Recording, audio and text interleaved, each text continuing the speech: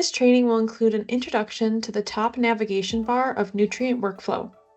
While navigating nutrient workflow, if at any time you want to get back to your home screen or dashboard, you can click on your logo in the upper left-hand corner, or you can click on the home icon here. The next item we have in our navigation bar is the settings wheel.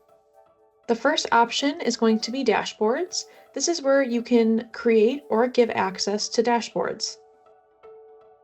Next, under the settings wheel is email monitors. This is where you can have an email kick off a process or fill out a form based on data in an email.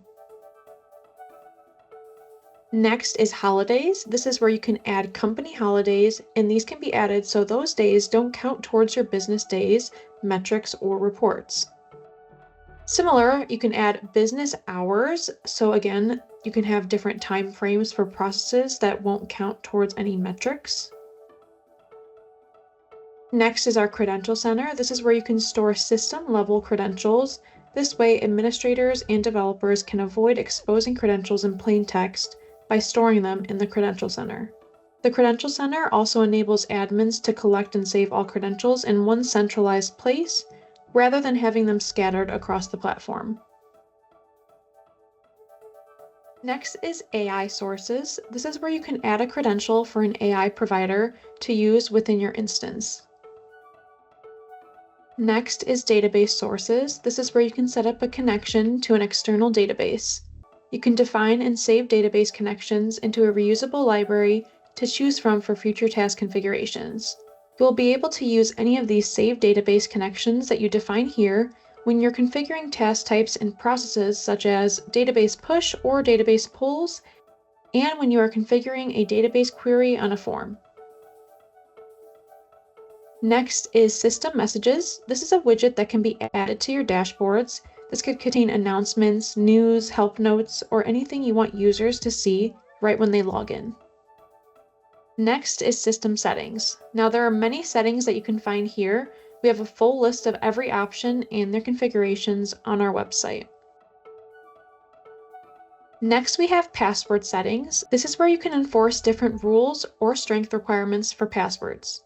You can set minimum and maximum requirements to meet security needs for all users. Next is translations. This is where you can upload and configure translations to other languages for your nutrient workflow platform. Next is API keys. Here is where you can generate API keys to use in your processes, requests, tasks, reports, and users within your instance.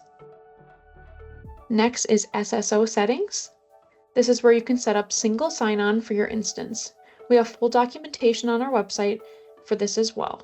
If you need additional assistance, you can submit a ticket to our team on our support site. The next option is active sessions. This shows who is logged into your instance at this time.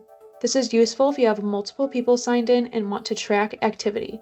You can also use this red X to kill a session if needed.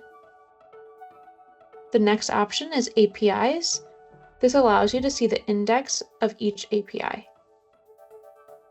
Next is About. This displays all of your system information. Now next to our settings wheel, you can see this bell icon to show system notifications. Next to the bell icon is your My Account, where you can update account-related information. You can do things such as switch your theme, change your password, upload your signature, and log out. And next to your account, you can see that there's a question mark icon, which is to get help. Each link will open our website or our support site. Next, we have our bookmarks page. This will show recently visited pages, and if you're working on multiple forms and processes, bookmarking them will help you navigate between them easily.